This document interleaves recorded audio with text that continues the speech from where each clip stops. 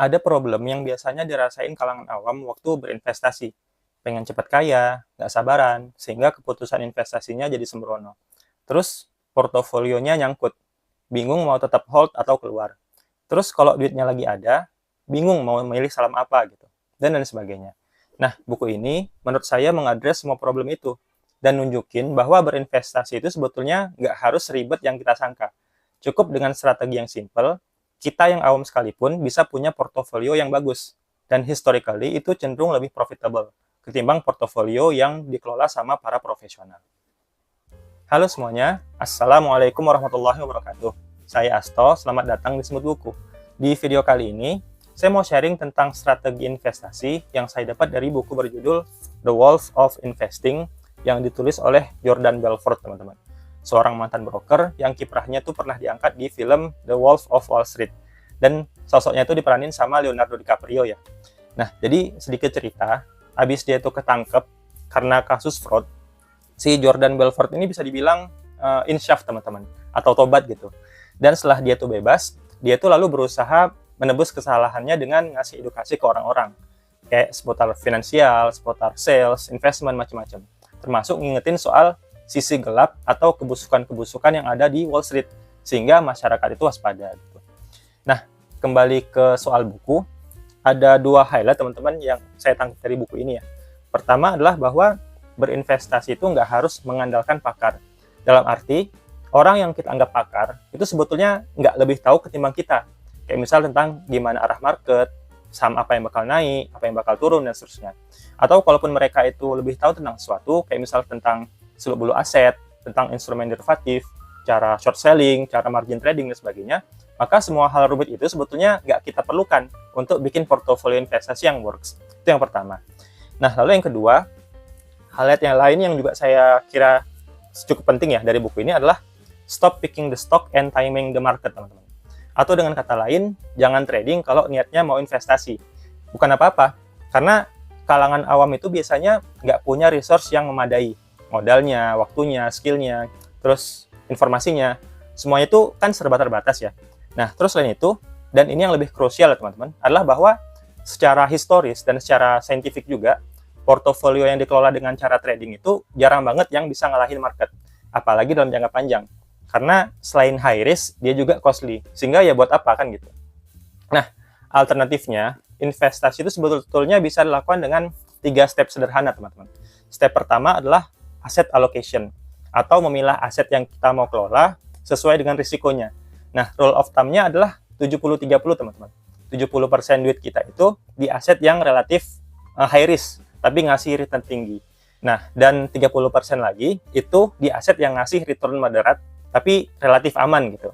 Nah, 70%, 30% ini nggak saklek ya teman-teman, karena praktiknya teman-teman itu bisa modif sendiri rasionis soal dengan profil risiko yang teman-teman punya gitu.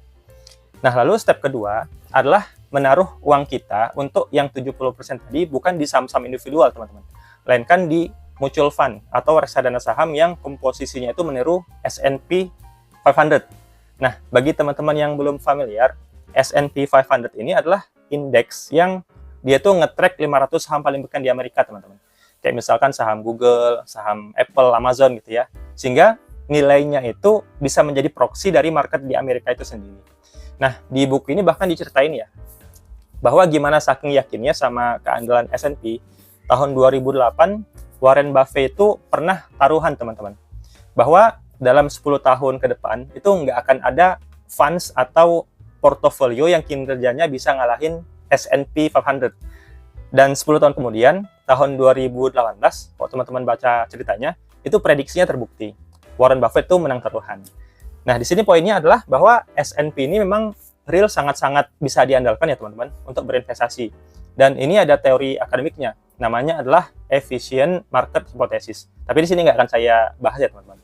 Maka di Amerika itu udah banyak banget sekuritas yang bikin reksadana niru S&P ini, yang kira-kira siap dimanfaatkan untuk semua kalangan gitu. Nah, by the way, ini kan kita bicara dalam konteks yang 70% alokasi tadi ya. Terus gimana yang sisa 30%-nya? Nah, jawabnya adalah 30% uang kita itu bisa ditaruh di obligasi, teman-teman. Atau di reksadana pendapatan tetap, yang ratingnya itu bagus. Nah, di buku ini, itu jadi jelasin ya, ditunjukin beberapa rating agency yang kredibel. yang ratingnya itu bisa kita jadikan acuan lah gitu. Ada banyak, tapi ya intinya kira-kira begitulah. Kita bisa tinggal lihat aja rating si obligasi atau rating si reksadana pendapatan tetapnya. Nah, lalu step ketiga, dan ini mungkin yang paling susah ya teman-teman, adalah sabar. Karena investasi itu butuh waktu. Jadi jangan buru-buru, jangan FOMO, jangan gerusa-gerusu, pengen cepat portofolio itu tumbuh. Karena keinginan mau cepat kaya itu nggak sinkron sama nature-nya investasi, teman-teman.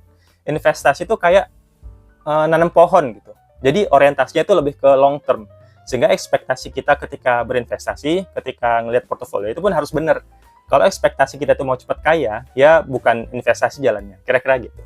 Nah, kalaupun teman-teman bawaannya memang risk taker ya, atau punya dorongan yang kuat untuk berspekulasi dan pengen nyobain trading gitu, maka Jordan Belfort di buku ini nyaranin kalau nilainya itu nggak boleh lebih dari 5% total kekayaan yang teman-teman punya. Karena kalau lebih, khawatir nanti berdampak ke psikologi waktu ngambil keputusan.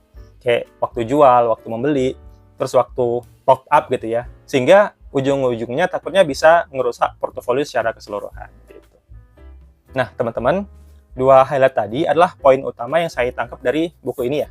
Selain itu sebetulnya ada lumayan banyak insight lain yang menarik. Kayak misal tentang sejarah Wall Street. Kayak kenapa misalnya Wall Street itu identik sama greedy gitu. Atau serakah gitu. Bahkan sampai ada semboyan greed is good. Terus kenapa bisa muncul gerakan kayak Occupy Wall Street ya tahun 2011 gitu. Terus ada juga insight soal gimana biar kita itu bisa terhindar dari modus-modus penipuan yang mengatasnamakan investasi dan sebagainya. Nah, tapi itu semua nggak saya bahas di sini ya teman-teman. Teman-teman yang tertarik nanti bisa baca sendiri di buku ini. Cuma di sini mungkin saya mau kasih sedikit catatan kritis ya. Yakni soal seberapa implementatif sih sebetulnya strategi di buku ini bisa diterapin untuk konteks Indonesia. Oke lah, untuk alokasi aset yang 30% tadi saya kira nggak ada masalah ya. Karena kalau kita buka akun di perusahaan sekuritas atau di platform investasi, itu kan obligasi dengan rating yang bagus, ya bisa dibilang relatif gampang lah kita dapat gitu. Yang konvensional ada, yang syariah juga ada. Atau kalau teman-teman masih bingung juga, tiap tahun pemerintah itu kan juga punya ORI ya, atau juga nerbitin suku retail gitu. Nah, itu juga bisa jadi alternatif yang bagus. Nah, problemnya itu kan sebetulnya ada yang di 70% tadi. Karena kalau di market Indonesia kan nggak ada indeks S&P 500 gitu. Terus apa dong gantinya? Nah, kalau secara teori sih, yang paling mendekati konsep market itu IHSG, teman-teman. Karena IHSG itu kan meng-capture seluruh saham yang ada di pasar. Nah, tapi sampai sekarang, saya belum tahu nih, apakah ada reksadana yang komposisinya itu bisa meniru IHSG secara akurat. Soalnya saya belum pernah ketemu gitu. Itu satu. Jadi kalau teman-teman yang tahu, tolong di-share ya di kolom komentar. Nah, yang kedua adalah, kalaupun ada reksadana yang bisa niru IHSG, saya masih ragu apakah IHSG itu memang mencerminkan market yang efisien. Soalnya, kalau kita bandingin kinerja IHSG sama beberapa indeks lain yang ada gitu ya, at least dalam 10 tahun terakhir, IHSG itu bukan yang terbaik, teman-teman. Nah, itu kenapa saya mikirnya IHSG ini mungkin nggak apple to apple ya sama S&P 500. Nah, jadi kesimpulannya, apakah ada indeks di Indonesia yang sebanding sama S&P? Wallahualam, teman-teman. Saya nggak bisa simpulin ya. Paling untuk konteks Indonesia, acuannya ya masih ke reksadana indeks yang udah ada aja. Kayak misalkan yang mengacu ke MSCI, terus ke indeks Serikah Hati, ke IDX 30, LQ45, terus Jakarta Islamic Index, dan sebagainya gitu ya. Jadi, kalau mungkin ada teman-teman yang punya insight soal ini, silahkan di komen di bawah ya. Siapa tahu ada tambahan pencerahan buat kita semua.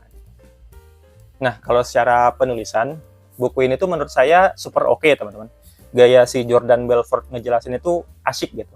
Gak heran lah dia tuh bisa sukses jadi broker di zaman dulu. Termasuk sukses juga nipu orang gitu ya. Nah, tapi beneran, cerita di buku ini tuh mengalir, teman-teman. Gak ngebosenin. Tapi dia tetap punya kedalaman gitu. Jadi storytellingnya tuh bagus banget. Jadi jujur, ini bikin saya tertarik baca bukunya Jordan Belfort yang lain. Nah, kalau secara market, mungkin buku ini cocok untuk teman-teman yang tertarik sama dunia investasi. Walaupun kalau secara konsep sebetulnya apa yang diangkat di buku ini itu bukan sesuatu yang baru gitu. Tapi penjelasan di buku ini tuh ngasih konteks sampai ke tataran aplikasinya, ke real case-nya gitu. Sehingga kita lebih punya gambaran next-nya mau ngapain kalau ditarik ke konteksnya kita. Nah, kalau buat saya pribadi sih, buku ini tuh helpful banget ya teman-teman. Untuk refresh lagi orientasi soal berinvestasi gitu. Sehingga saya bisa dibilang lebih pede, terus lebih confident lah, lebih enjoy, lebih safe gitu. Sama portofolio yang saya punya gitu. Oke teman-teman, itu aja review saya tentang buku ini. Makasih banyak buat teman-teman yang udah meluangin waktu untuk nonton video ini sampai akhir. Silahkan like kalau teman-teman suka, dan dislike aja kalau nggak suka. Dan kalau semisal ada yang punya pengalaman seputar investasi yang menarik untuk di-share, yang nyangkut misalkan, atau yang dapat jackpot, atau mungkin ada yang masih bingung ya, tulis saja ya di kolom komentar. Semoga ada hal berguna yang bisa teman-teman dapat dari video ini. Sampai jumpa di video review buku selanjutnya. Saya Asto. Assalamualaikum warahmatullahi wabarakatuh.